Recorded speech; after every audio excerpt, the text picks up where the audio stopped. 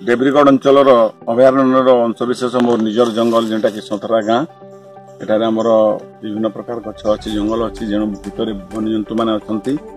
आटा हूँ वन्यजंतु आश्रयस्थली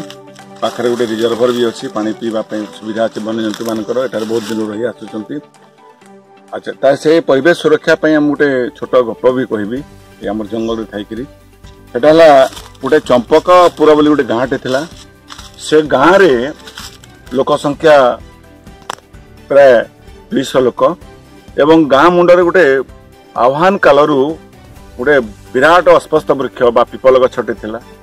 जहाद्वारा कि गाँव जो सब मांगलिक कार्य कले से पिपल गछरे पूजा करती गाँव रे जदि कौनसी नामयज्ञ कले से पिपल गछरु प्रथम पूजा करेंगे एवं सेठू पूजा कर सारा पर गाँव शुभारंभ करती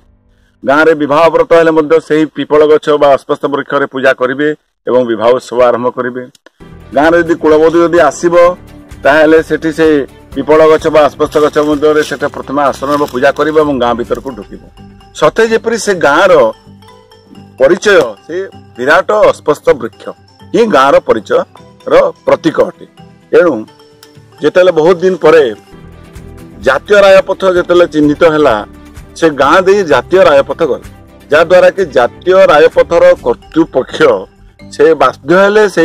जेहेतु गाँव मुखरे से रास्ता कड़े से गछटा थिला बहुत आह्वान कालरू ताको ध्वंस करने काटवा पड़ा गाँ लोक बहुत विरोध कले से गछ काटापी किंतु से कर्तृपक्ष शुणिले नहीं एवं से गछ को काटिले जहाद्वारा गाँ लोक दुखरे मर्माहत हो गले एवं जहाद्वारा मर्माहत हो गले कारण से सब जदि गाँव के मृत्युवरण करेंगे से अस्पष्ट गछरे शव को रखिए पूजा करेंगे फिर श्मशान को नेबे यही जो परंपराटे केते कालरू आसीथिला ताहा ध्वंस पाईगला तार चलनी आचार व्यवहार रे गोटे बाधक सृष्टि कला यही समय जन स्वेच्छासेवक आसी कहले बाबूरे गछ तो कटिगला किसी करबार नहीं सरकार तो सेटा रास्ता तैयारी करदेला एणुक आम प्रत्येक क्षेत्र में गोटे हिड़े हिड़े गछ मान रोपण करूँ कृषि भित्तिक वृक्षरोपण करने सचेतनता सृष्टि कला जद्वारा गाँ लोक बाले जातीय राजपथर उभय पार्श्वर एवं विभिन्न जो क्षेत्र थिला से क्षेत्र में कृषि भित्तिक वृक्षरोपण